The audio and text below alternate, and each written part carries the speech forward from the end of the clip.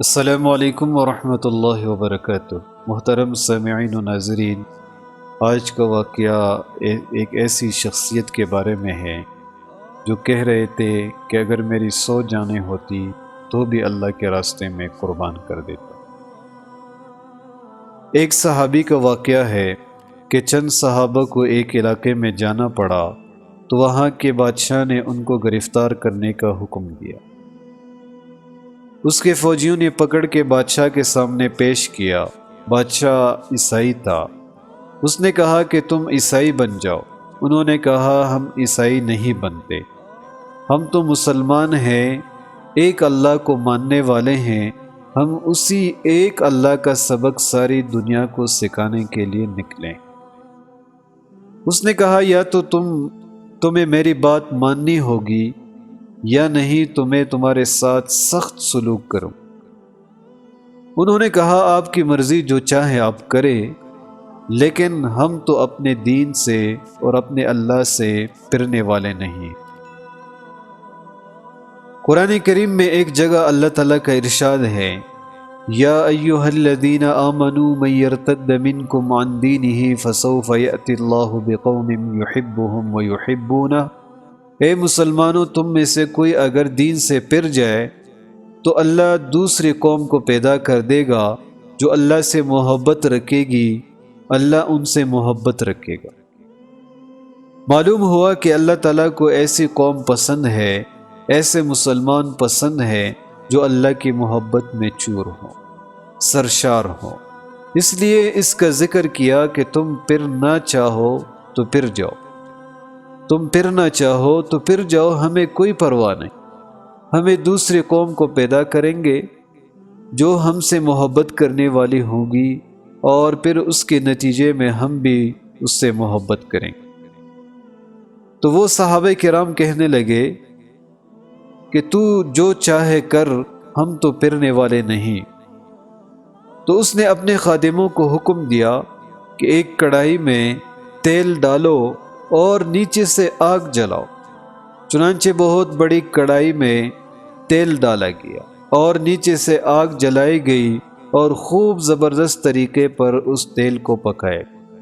جب وہ بالکل پک گیا اور کھولنے لگا تو اس نے ان دو حضرات میں سے پہلے ایک صحابی کو اٹھا کر اس میں ڈالنے کا حکم دیا۔ جب اس صحابی کو اٹھا کر اس میں ڈالا گیا تو وہ کباب کی طرح اس میں جل بن گئے۔ کھولتا ہوا تیل تھا اور تپ رہا تھا اور پکا ہوا تھا، بس یوں ڈالا اور ان کی جال نکل گئی، ختم ہو گئی۔ اس کو دیکھ کر دوسرے صحابی تھے، وہ رونے لگے۔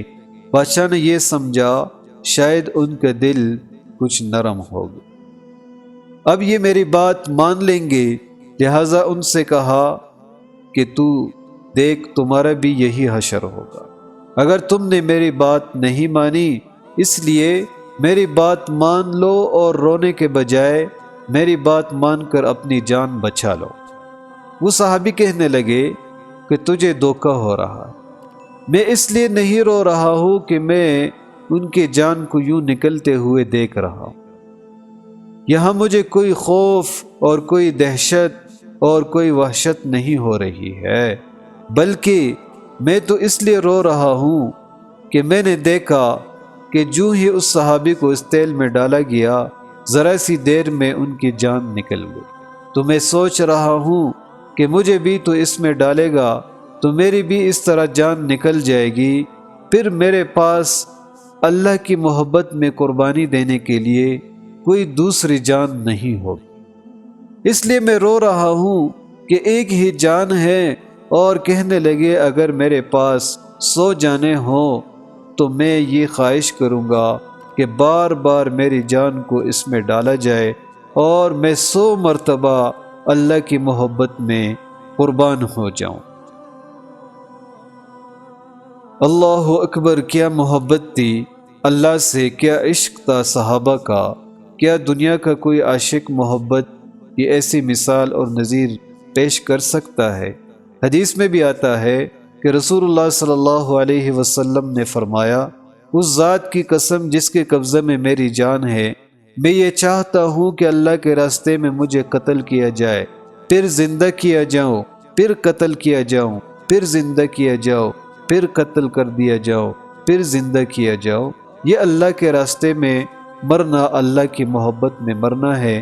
جب یہ محبت غالب ہوتی ہے تو اس کا یہ حال ہوتا ہے۔ اللہ تعالیٰ سے دعا ہے کہ اللہ تعالیٰ ہمیں اللہ کے راستے میں اپنے تن من اور جان کی قربانی دینے کی توفیق عطا فرمائے۔ وآخر دعوانا ان الحمد للہ رب العالمین۔